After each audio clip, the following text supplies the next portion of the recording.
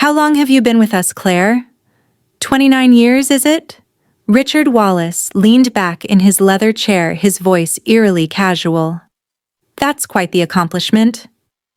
29 years and 362 days to be exact, I replied, my stomach nodding as I noticed the manila folder on his desk. In all my years at GRW Manufacturing, I'd never been called into a director's office on a Friday afternoon. Something was wrong. I'm Claire Bennett, 61 years old, and until 5 minutes ago, I was the senior compliance officer at one of St. Paul's largest manufacturing companies. I'd spent nearly 3 decades ensuring that Grantwell operated within legal parameters, documenting irregularities, and standing firm when others wanted easy solutions to complex problems. My pension was set to fully vest on Monday, just 3 days away. The milestone I'd worked my entire adult life for was within reach. Richard slid the folder across his polished desk. Due to budget constraints, we're letting you go. His eyes never met mine. Effective immediately. The room seemed to tilt slightly. Budget constraints. Grantwell had just announced record profits last quarter. This is your severance package. He continued, tapping the folder with his manicured finger. Sign by tomorrow or get nothing. HR will escort you to clean out your desk. I should have felt anger, shock, perhaps even the urge to plead.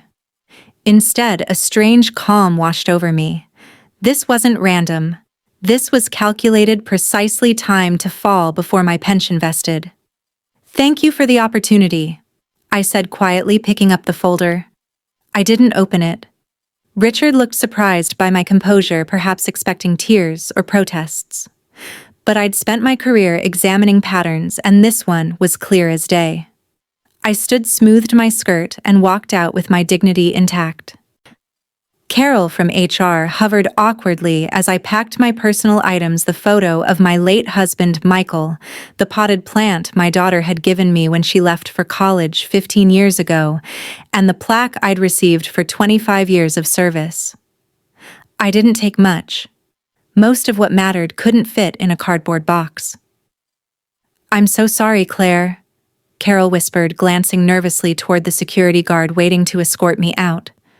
This isn't right. It is what it is, I replied. But inside I knew better.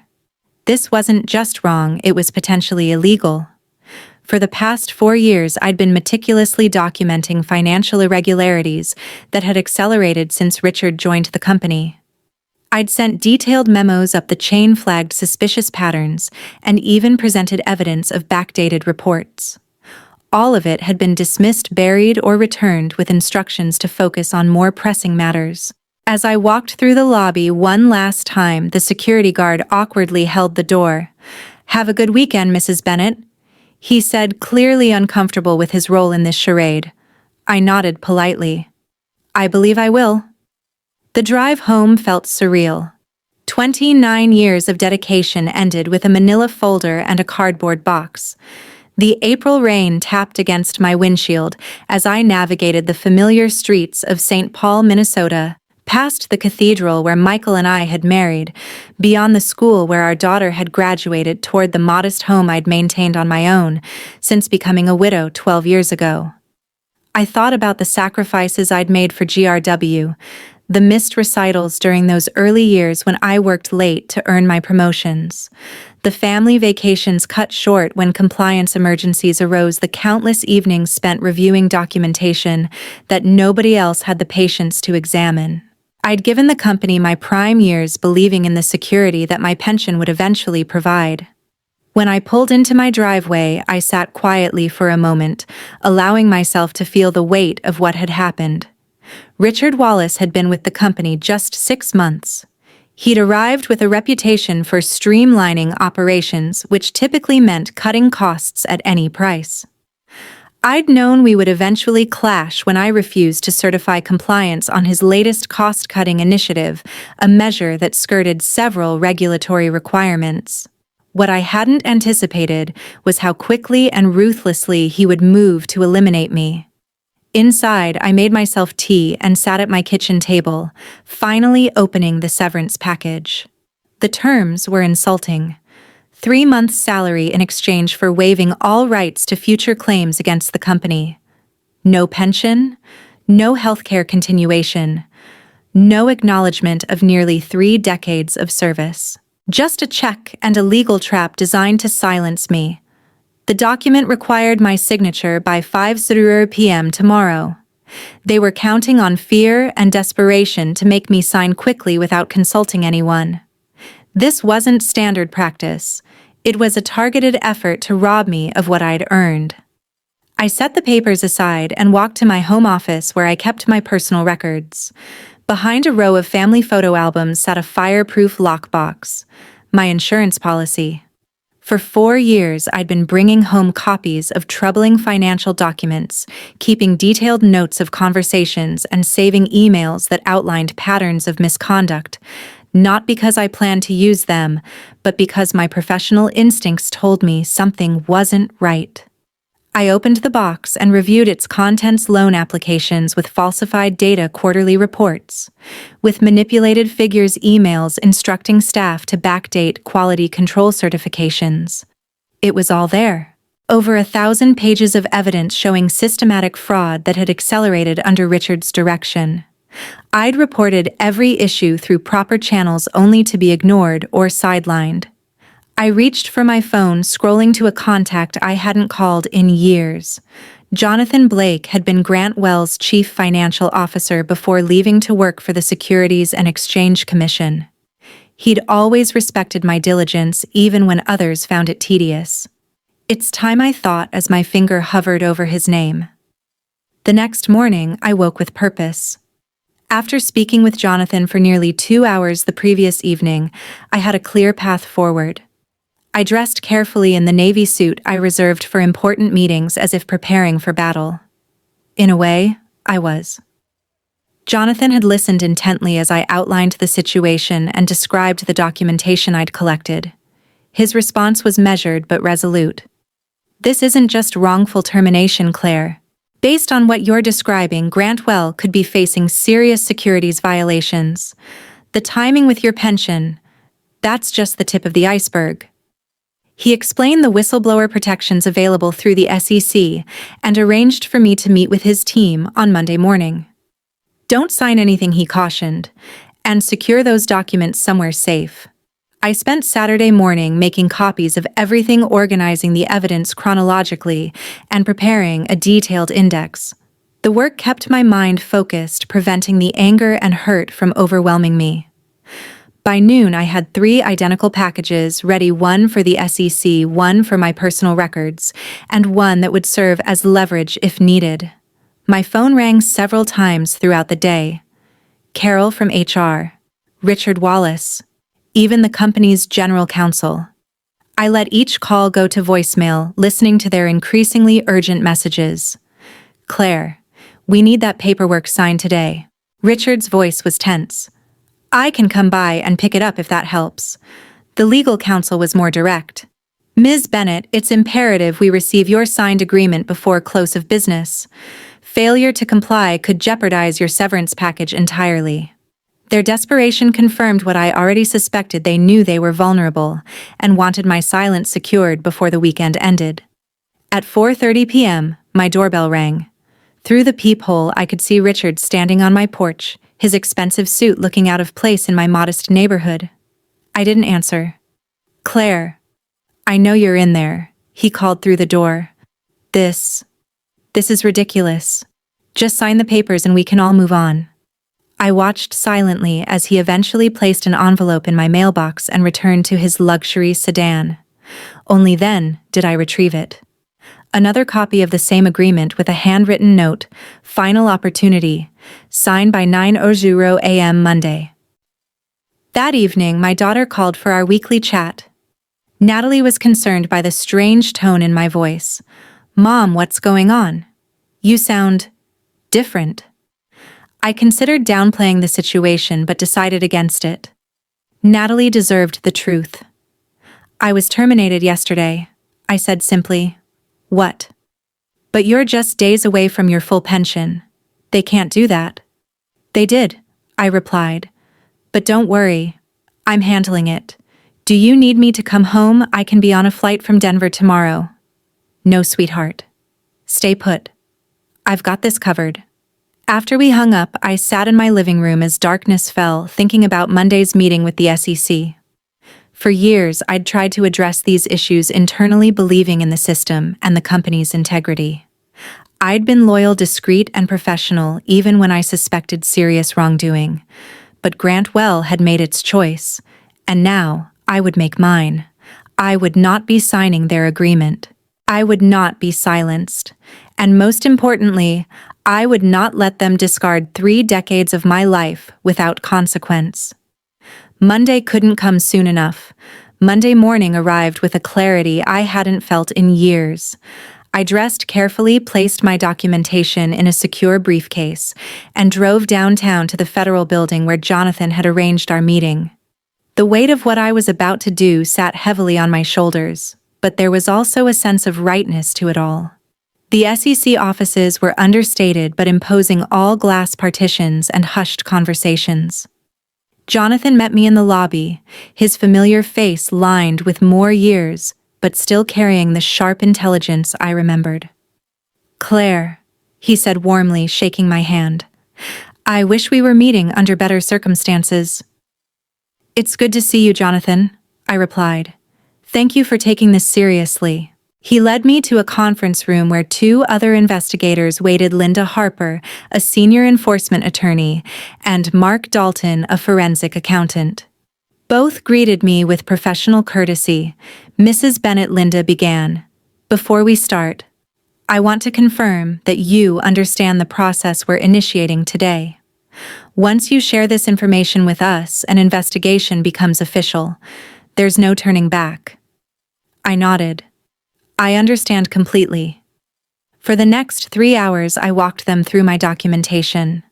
The irregular financial reporting I'd first noticed 4 years ago, when shipments didn't match invoices.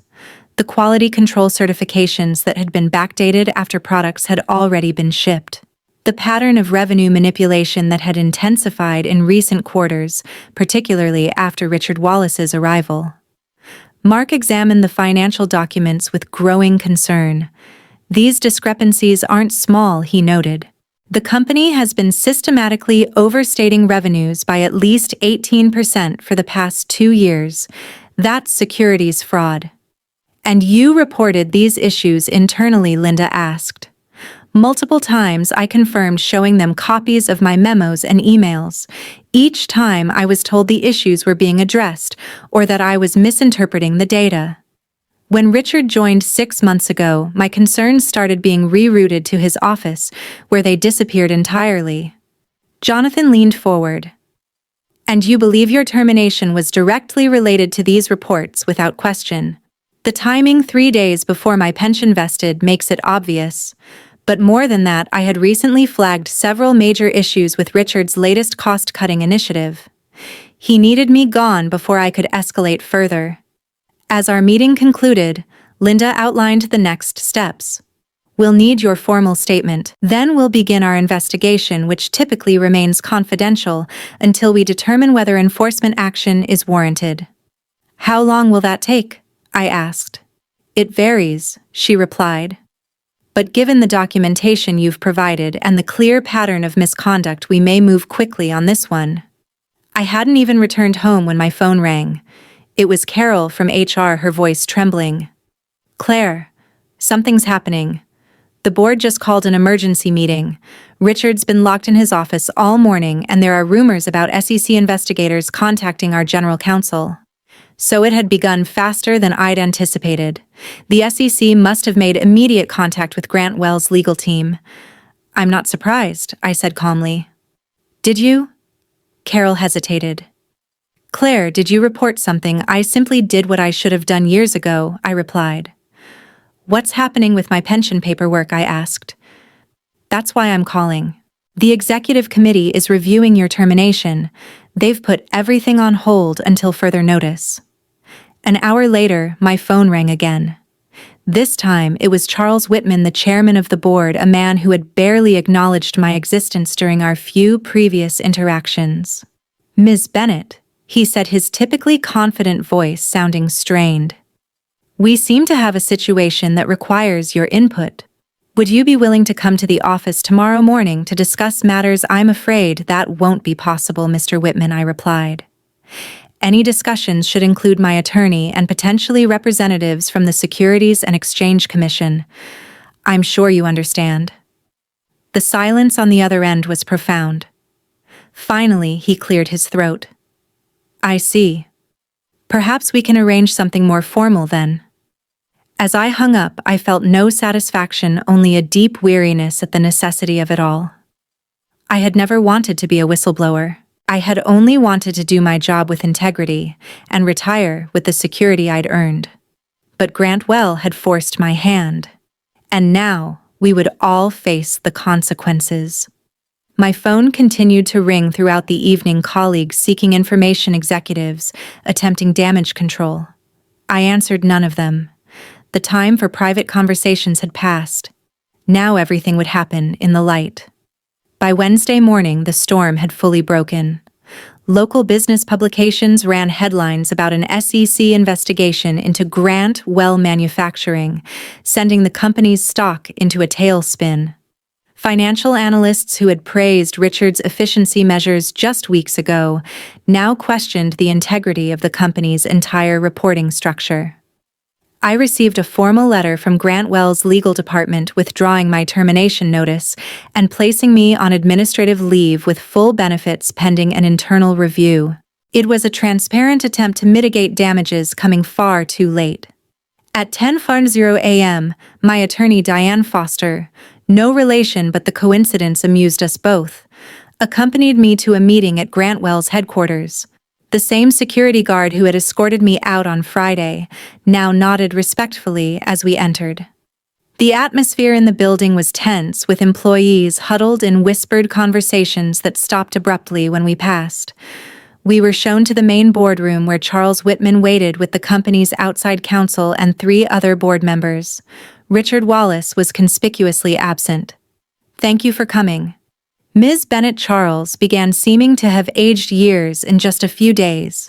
"We've initiated a comprehensive internal investigation into the concerns you've raised." Diane spoke before I could respond. "Let's be clear about something, Mr. Whitman. Ms. Bennett didn't suddenly raise these concerns after her termination. She documented and reported them repeatedly over a period of 4 years as her job required her to do. The company's decision to ignore those reports and then to terminate her days before her pension vested speaks volumes." Charles shifted uncomfortably. "Yes, well, that's part of what we're investigating. I want to personally assure Ms. Bennett that her termination has been rescinded. We consider her an employee in good standing with all benefits intact." "Including my pension?" I asked directly. "Of course," he replied quickly. "In fact, we're prepared to offer you a consulting role after your retirement, which you can begin immediately if you wish. We value your expertise, and my client isn't making any decisions today," Diane interrupted. "And any discussion about future arrangements should be preceded by a full accounting of how her previous concerns were suppressed." The meeting continued for another hour, with the board members attempting to distance themselves from both Richard's actions and the financial irregularities I'd documented. They painted themselves as victims of misinformation, expressing shock and disappointment at the apparent misconduct. I remained mostly silent, letting Diane handle the legal maneuvering while I observed their body language.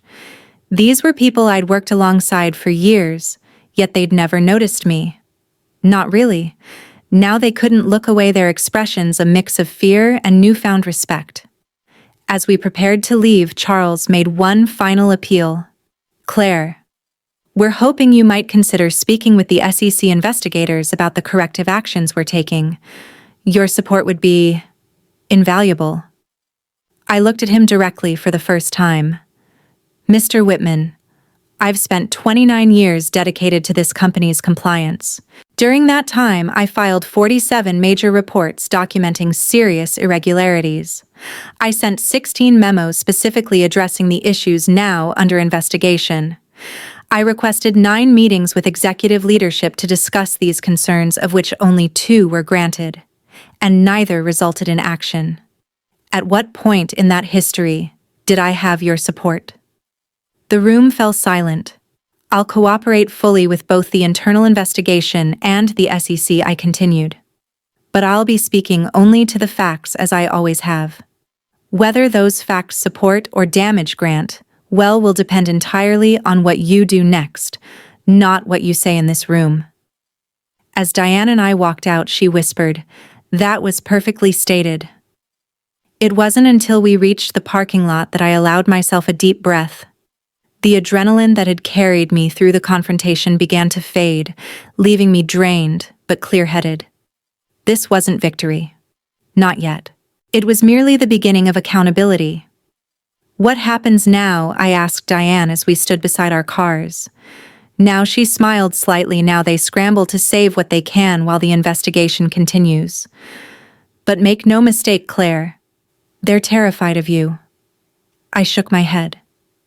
"They're not terrified of me. They're terrified of the truth. There's a difference." Diane nodded thoughtfully. "There is indeed. And that difference is why you'll win this regardless of how it plays out." As I drove home, I wondered what Michael would have thought of all this. My late husband had always encouraged my meticulous nature even when others found it frustrating. "Your attention to detail isn't a quirk, Claire," he'd say. "It's a superpower." Perhaps he'd been right all along. By Friday, exactly 1 week after my termination, the story had evolved into a full-blown corporate scandal. The SEC had issued formal requests for information from Grant Well, and an internal memo from Charles Whitman announced Richard Wallace's immediate suspension pending investigation. The company's stock had dropped nearly 30%, triggering concerns from major investors and partners. I was no longer just Claire Bennett, overlooked compliance officer. Business journals now referred to me as a whistleblower, and the woman who exposed Grant Well. The sudden attention was uncomfortable, but I remained focused on the process, working closely with the SEC investigators, who now had offices set up in a separate building near Grant's headquarters. The evidence I'd provided had opened many doors, but the investigation was revealing even more troubling patterns. Jonathan called to update me on their progress. "Claire, it's worse than we thought," he said, his voice grave. "The financial manipulation goes back at least 5 years, predating Wallace. He accelerated it, but he didn't start it." "I suspected as much," I replied. "There were irregularities I couldn't fully document because I couldn't access certain executive-level reports." "Well, we can access them now." Jonathan continued, "And they tell a story of systematic fraud designed to inflate the company's value. The board is claiming ignorance, but at least 3 members had to have known. They signed off on key transactions. This news should have vindicated me, but instead, it left me feeling hollow. The company I dedicated my life to had been corrupted at levels even I hadn't fully comprehended. The people I trusted with my concerns had been actively participating in the very fraud I was reporting." That afternoon, I received a call from Natalie. Her voice was tight with anger. "Mom, have you seen the news? They're trying to discredit you." I hadn't. I'd been avoiding media coverage, focusing instead on the official proceedings. "What are they saying?" I asked calmly. "That GRW executive Wallace gave an interview claiming you had performance issues and were bitter about being passed over for promotion. He's making it sound like you're retaliating because of personal grievances." I wasn't surprised. It was a predictable defense strategy: attack the whistleblower's credibility rather than address the allegations. "It doesn't matter, Natalie," I assured her. "The evidence speaks for itself. My performance reviews have been exemplary for 29 years. They can't rewrite that history now." But Richard was trying to do exactly that. By that evening, several news outlets had picked up his narrative, questioning my motives and suggesting I had manipulated documentation to frame him.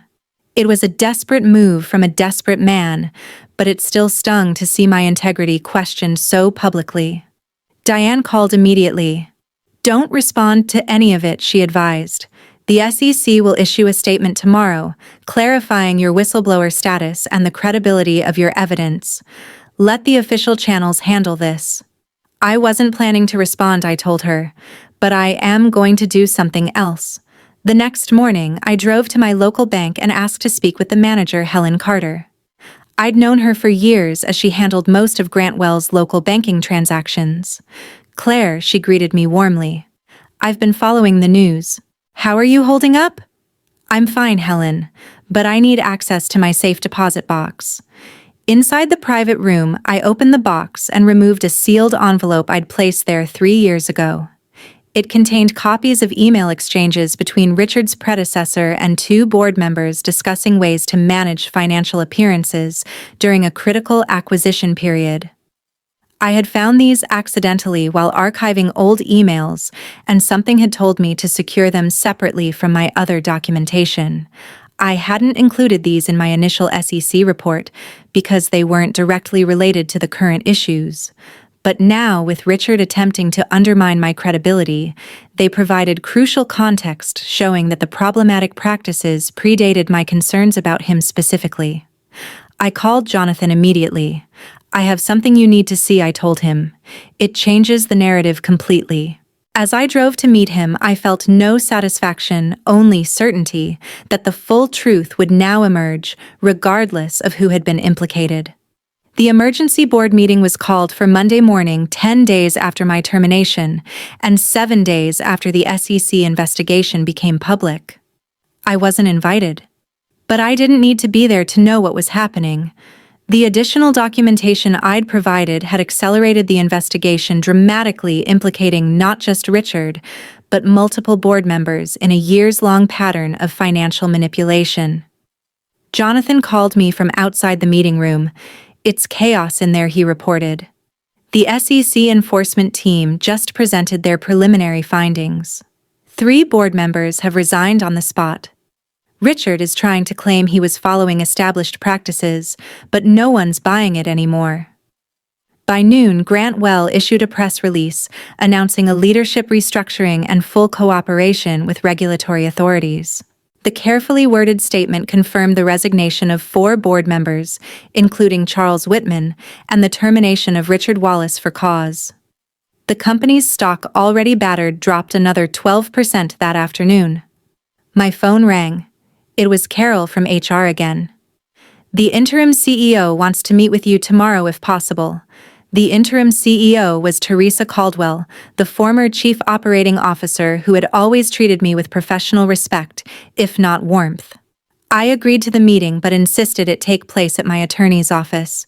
When Teresa arrived the next day, she looked exhausted but determined. Claire. I won't waste time with pleasantries, she began. The company is in crisis and you're at the center of it. Not because you did anything wrong, but because you were the only one who consistently did what was right. She slid a folder across the table eerily similar to the termination paperwork Richard had presented just 11 days earlier.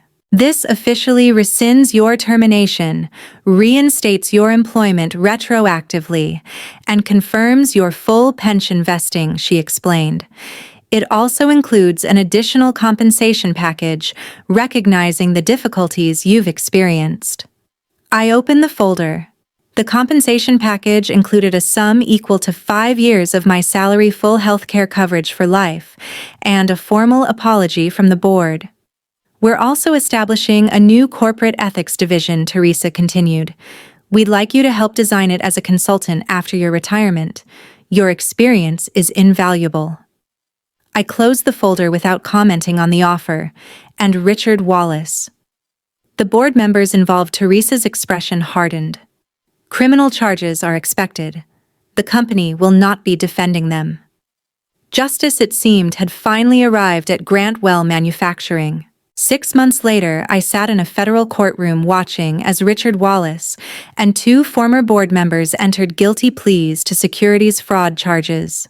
The man who had so casually ended my career now looked diminished in his dark suit, his arrogance replaced by defeat. Our eyes met briefly as he turned to leave, and I saw recognition there. Not of me, specifically, but of what I represented. The consequences of his actions personified. The GRW scandal had become a case study in corporate governance failures and the crucial role of internal compliance. I had declined the consulting position with the reorganized company, choosing instead to work with regulatory agencies to develop better whistleblower protocols. My story had inspired other compliance officers to come forward with their own documentation of corporate wrongdoing, creating a ripple effect across industries. The SEC had awarded me a substantial whistleblower payment, 15% of the penalties assessed against Grant Well. Combined with my pension and the settlement, I had more financial security than I'd ever imagined possible. I established a scholarship fund for women pursuing careers in corporate ethics and compliance, naming it after Michael. Natalie had relocated to St. Paul to be closer to me, bringing my 2 grandchildren with her. We spent weekends together at my new lakeside home, building memories I'd missed while working all those long hours. One evening, as we sat watching the sunset over the water, Natalie asked a question that caught me off guard. "Mom, do you regret staying at Grant Well all those years, given how it ended?" I considered this carefully. "No," I finally answered. "I regret that it was necessary to expose them, but I don't regret my work there. Integrity isn't just about being honest when it's easy. It's about maintaining your principles especially when it costs you something." Natalie nodded thoughtfully. "You taught me that you know. Not with words, but by example. That, I realized, was perhaps the most meaningful outcome of all. Not the vindication, not the financial security, but the knowledge that my choices had shown my daughter what it meant to stand firm in your values regardless of the consequences." As for Grant Well Manufacturing, the company had survived, though greatly diminished. The new leadership had implemented stringent compliance protocols and transparent reporting practices. They still sent me their annual reports, perhaps as a reminder, perhaps as an apology. I read them carefully, noting the improved practices with professional satisfaction. Some might see my story as one of revenge, but I've never viewed it that way. I simply did what I had always done: documented the facts, reported the truth, and stood by my findings. The difference is that this time finally others were forced to listen.